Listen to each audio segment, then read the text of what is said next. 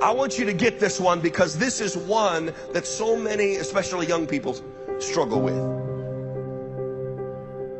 He said to another, follow me, but he said, Lord, suffer me first. Allow me to first go and bury my father. And Jesus said unto him, let the dead bury their dead, but you go and preach the kingdom of God.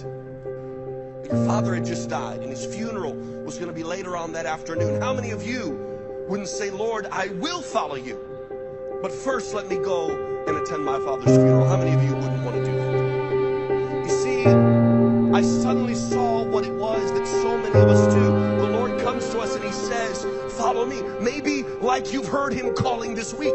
Maybe as a teenager, maybe as a young person. He says, follow me. And we say, yes, Lord, I will follow you.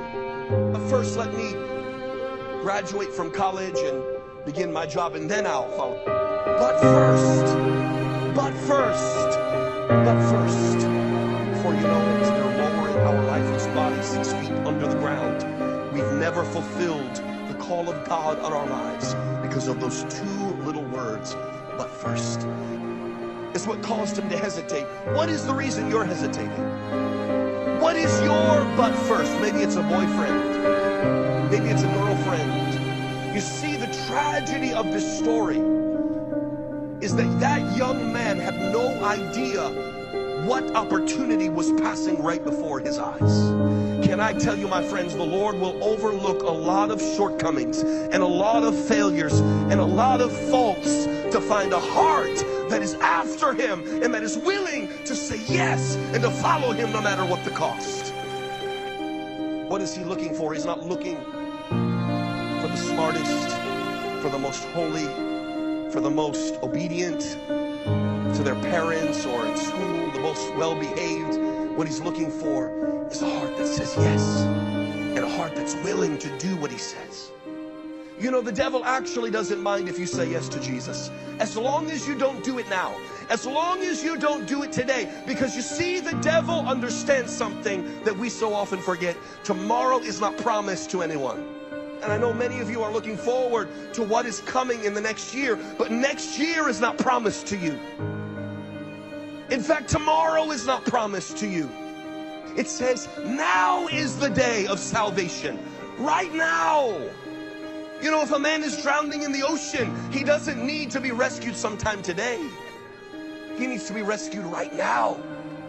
Now is the time of salvation. As you have heard the Lord's call, what is it that's causing you to look back? What is it? Can I ask you, my friend, can you just forget about me for a moment and do a little bit of soul searching?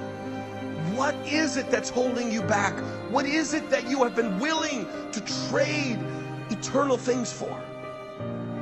What temporary pleasure?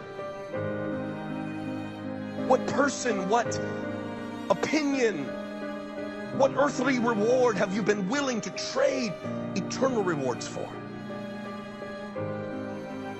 Your life is about to change. What is happening here is completely supernatural. The Bible says, if any man be in Christ, he is a new creation. Old things have passed away.